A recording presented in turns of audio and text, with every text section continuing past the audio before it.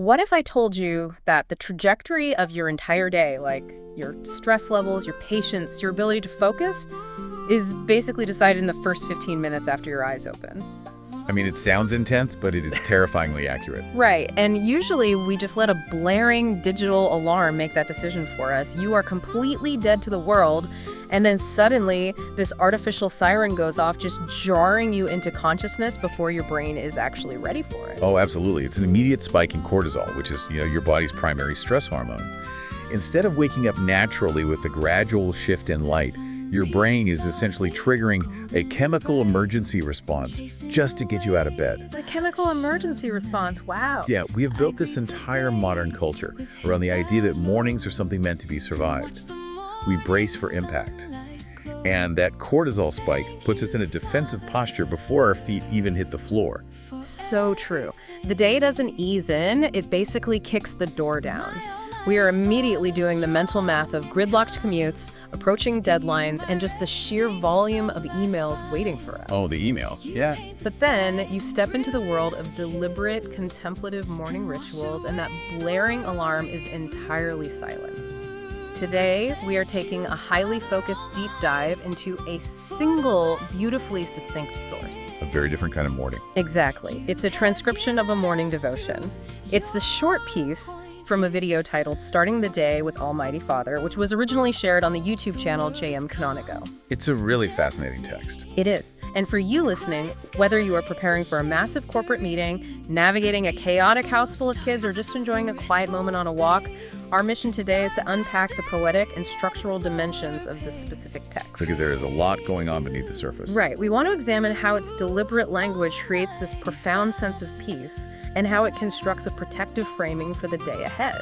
The text itself is remarkably brief, But within that brevity, there is an incredible density of imagery and psychological anchoring.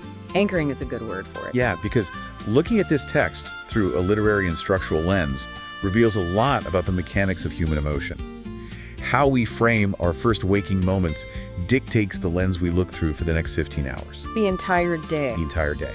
So we're going to explore the underlying logic here, like why these specific images of light, calm, and devotion are so incredibly effective at grounding the speaker's nervous system. Okay, let's unpack this, because if you compare our typical morning of chemical stress to the deliberate approach taken by the author of this text, it is night and day, literally. Literally night and day, yes. The text actually opens before the visual of the morning even registers. It starts with the most fundamental sensory experience, temperature. The very first words are, heat the sun peaks softly, golden, and bright. I love that repetition. Heat. Yeah. Starting with temperature is a brilliant biological anchor. Well, before there is complex thought, before there is planning or anxiety about your day, there is just the raw sensory input of warmth on the skin.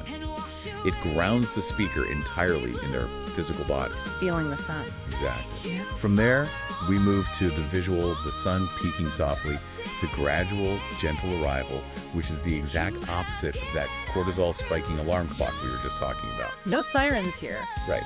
The author is allowing their biology to wake up at its own natural pace. And the phrase that immediately follows that physical awakening is just gorgeous. The sun is described as chasing away the hush of night. Chasing away the hush. Yeah. I want to pause on that because it introduces this active dynamic. The sun isn't just passively sitting in the sky, It is actively working. It's almost like a master painter, actively laying down brushstrokes on a massive canvas. Oh, that's a great analogy. And the author even explicitly uses that imagery later on, saying the Almighty Father will paint the skies in brilliant hues. But it makes me wonder about the specific mechanics of that phrase, chasing away the hush of night. Does chasing imply that the night is something negative, like something that needs to be forcefully banished? Or is it more of a gentle, natural passing of the baton from the dark to the daytime? What's fascinating here is that chasing in this context lacks any hostility whatsoever. If we look closely at the language, the author pairs it with the word hush. A hush, not a dark void. Exactly. A hush is a quiet, a stillness. It isn't a terrifying darkness to be feared. It is simply a profound silence that is gently dispersed by the activity of the morning. It's very peaceful. Very. The visual transition from night to day is deliberately mirroring an internal spiritual awakening for the speaker. The active, vibrant colors, golden and bright, brilliant hues, they serve to awaken the senses gradually. So it's not jarring. Not at all. It sets a foundation of cosmic awe before the speaker ever has to think about their practical daily tasks. The night has served its restorative purpose, and now the bright sun is taking over the shift. You have the quiet stillness giving way to this brilliant energy, and that establishes a profound sense of scale. The speaker says, I greet the day with head bowed low and watch the morning sunlight glow. Right. Taking it all in. We're completely focused outward on the physical environment of the sunrise, but it's triggering an internal response. The external environment is actually dictating the internal state. And this is a very ancient, highly effective psychological tool. By focusing your attention on something vast and beautiful like a sunrise, you physically alter your brain's perception of time and stress. Really, just by looking at it. Yeah. Experiencing awe diminishes the perceived size of your own immediate problems. Watching the sky being painted in brilliant hues provides scale. It reminds the speaker that they are part of a much larger, magnificent system. Which puts things in perspective.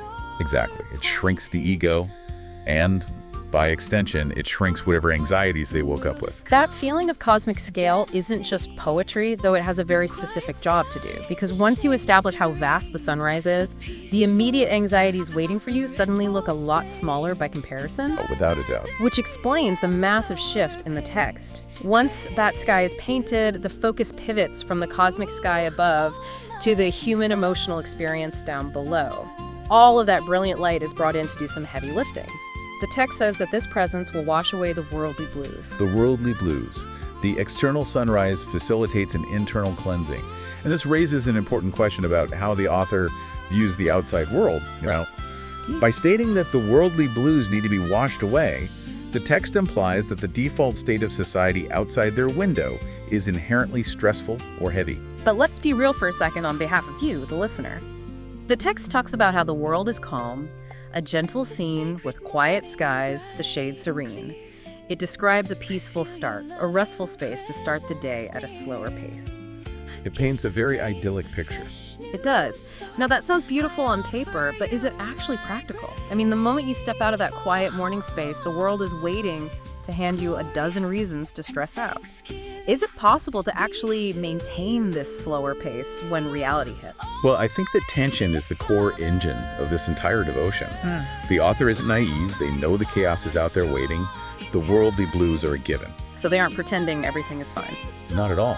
Therefore, this morning ritual isn't just about waking up beautifully and pretending the world is perfect. It is a necessary, active cleansing process. It's a daily requirement to reset the nervous system before the world has a chance to drag it down. A daily requirement. Yes. The author is carving out a pocket of time that belongs solely to peace as a deliberate counter-rhythm to modern anxiety. It's kind of like, it's less like a delicate bubble and more like a mental airlock. Oh, a mental airlock. I love that. Right. You are sitting in this restful space, letting the pressure of sleep normalize before you open the outer door to the high-pressure chaos of the real world. You aren't denying that the world is frantic and loud.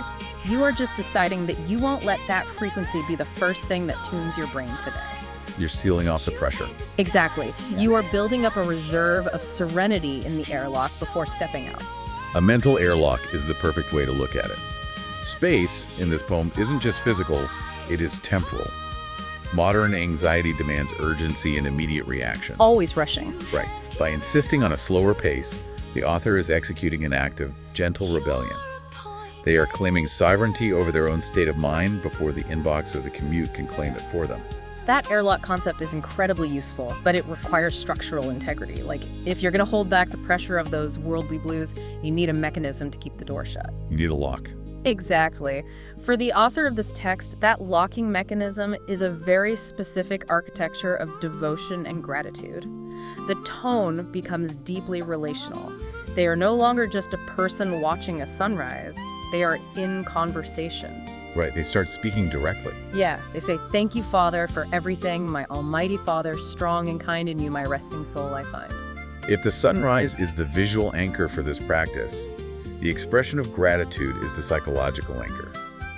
The text is shifting the burden of the day off of the individual's shoulders and placing it onto a higher power. Here's where it gets really interesting to me. I want to go back to a line we mentioned earlier because it perfectly captures the physical and emotional posture of this gratitude. Okay, which line? The speaker says, "I greet the day with head bowed low and watch the morning sunlight glow."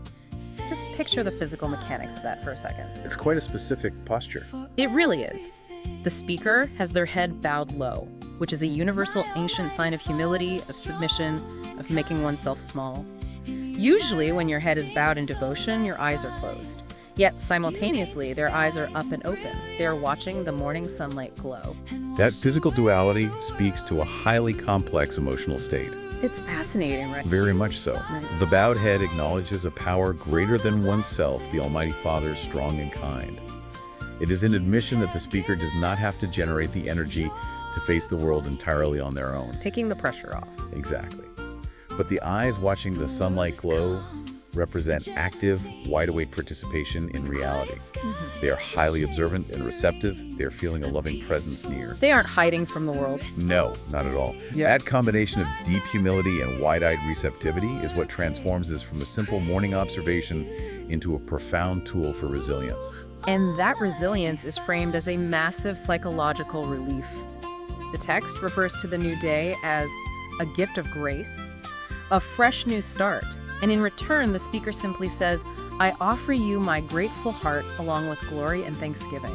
It's a very clear exchange. It is an exchange. Yeah. But what really stands out when you examine the full transcript is the structural shift at the very end. The poem abandons the forward narrative and becomes incredibly rhythmic.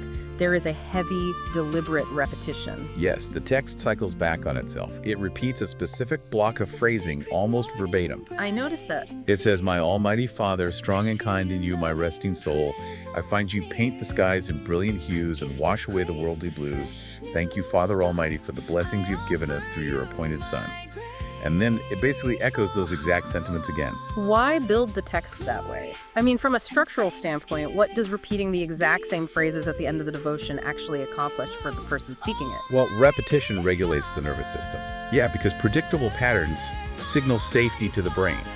When you repeat a phrase, whether it's a song's chorus, a meditative mantra, or a devotional chant like this one, your brain doesn't have to work to process new information. Oh, that makes sense. It stops scanning the environment for threats.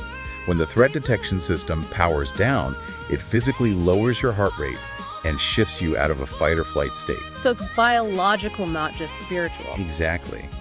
By repeating the thanks for the strong and kind Father and the blessings of the appointed Son, the speaker is physically deepening the neurological groove of gratitude.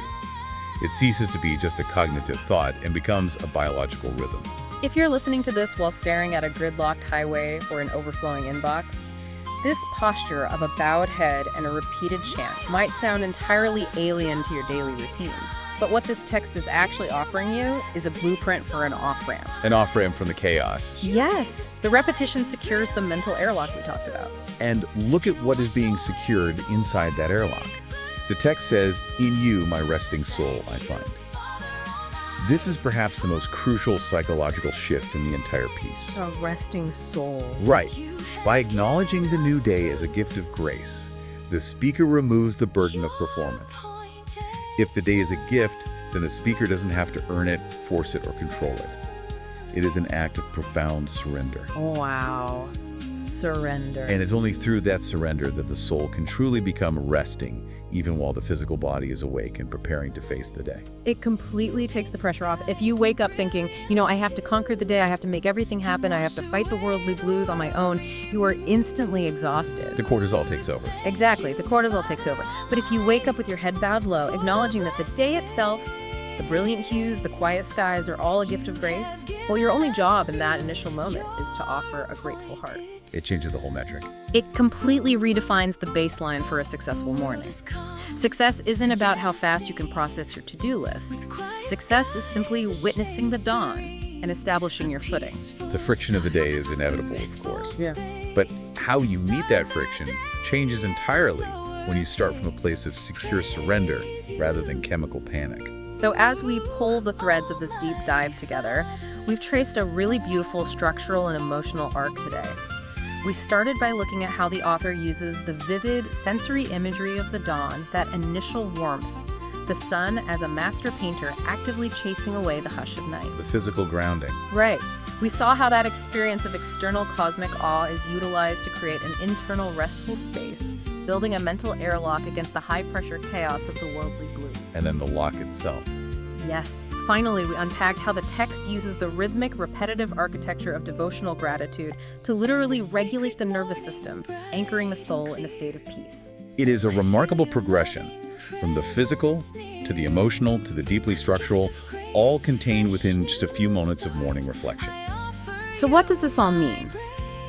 For you, the listener, whether your background is deeply religious or entirely secular, the mechanics of this text offer a profound challenge to our modern habits. It asks a hard question. It really does. It asks you to look closely at how you transition from sleep to waking.